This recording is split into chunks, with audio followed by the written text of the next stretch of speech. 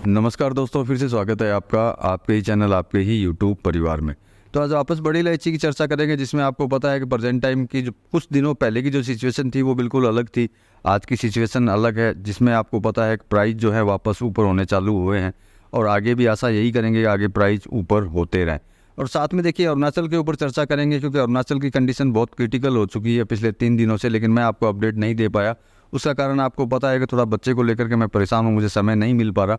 इस वजह से मैं आपको टाइम टू टाइम जो है अपडेट नहीं दे पा रहा, लेकिन मैं कोशिश करूँगा जब भी मुझे समय मिलेगा उस समय पे आपको अपडेट दूँ और आपको पता चलता रहे कि बड़ी इलायची को लेकर के क्या चल रहा है और क्या नहीं चल रहा है।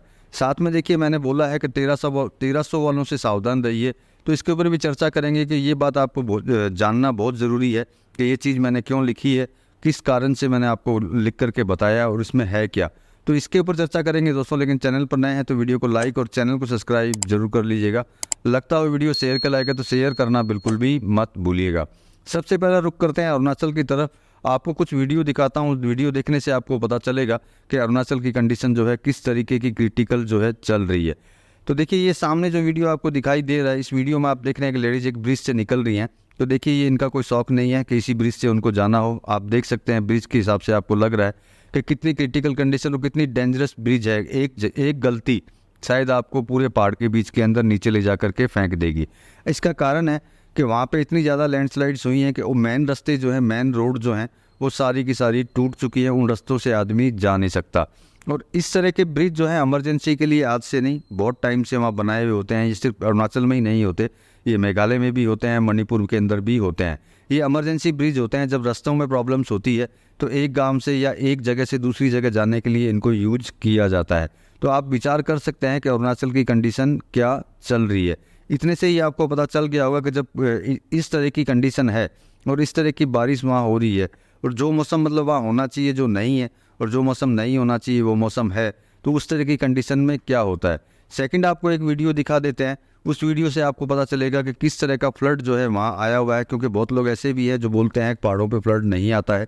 उनको ये देखना ज़रूरी होता है, क्योंकि नीचे बैठ कर के बोलना बड़ा आसान होता है, लेकिन एक्चुअल में जो होता है वो देखने से उनको पता चलता है कि सिचुएशन किस तरह की क्रिटिकल वहाँ पे चल रही है। तो देखिए ये सामने वीडियो आपको नज़र आ ही रहा है। इस वीडियो से आपको अंदाज़ा लग ही रहा है कि किस तरह की कंडीशन वहाँ पे हो रखी है।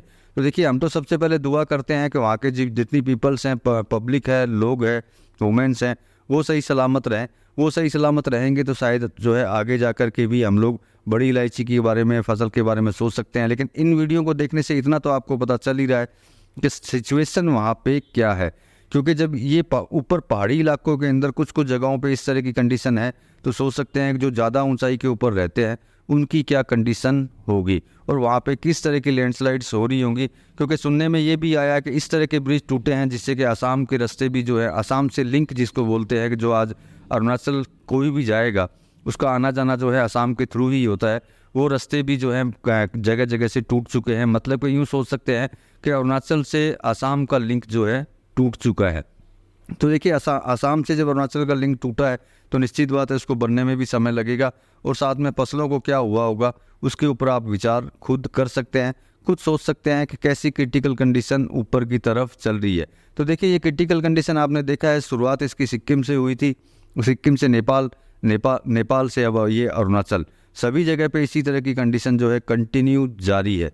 अब मैं 1300 वाली बात कर रहा था, उसके ऊपर चर्चा करनी बहुत ज़्यादा ज़रूरी है, क्योंकि देखिए बड़ी इलायची को लेकर के जो भाव अभी चल रहे हैं उनको देखते हुए आपको पता है, और आगे की इन सब चीज़ों को देखते हुए आगे की सिचुएशन भी आपको पता चल रही है कि आगे क्या हो सकता है और क्या नहीं हो सकता। तो मतलब कि आप इसके अंदर विचार कर सकते हैं कि आगे ये तेज़ी में रहेगी या फिर ये करेक्शन में रहेगी या फिर ये मंदी में रहेगी।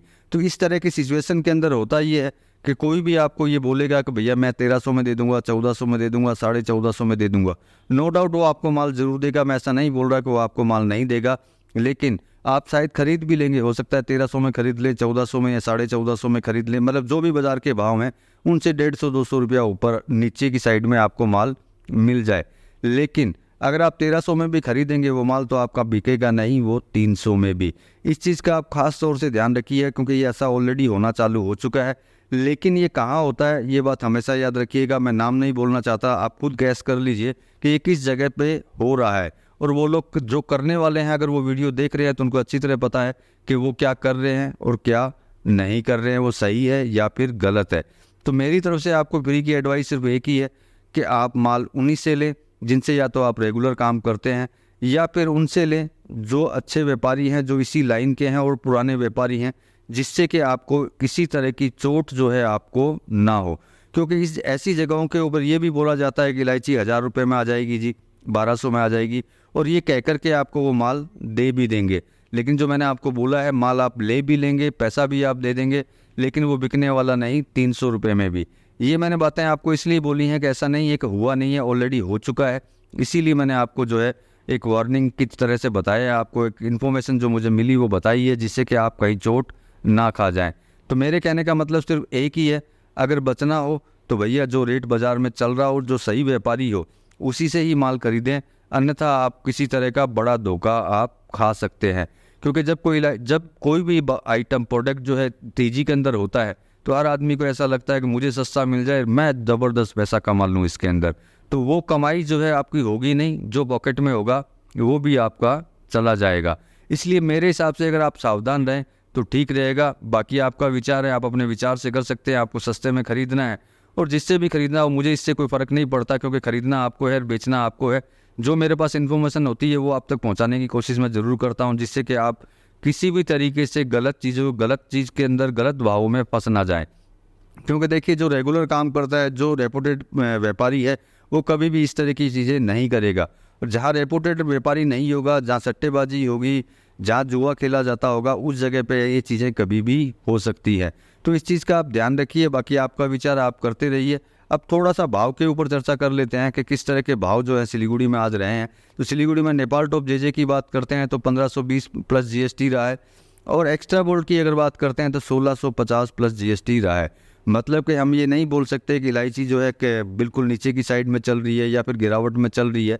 गिरावट में बिल्कुल भी नहीं है, और आगे भी ऐसा नहीं लगती है कि गिरावट में रहेगी।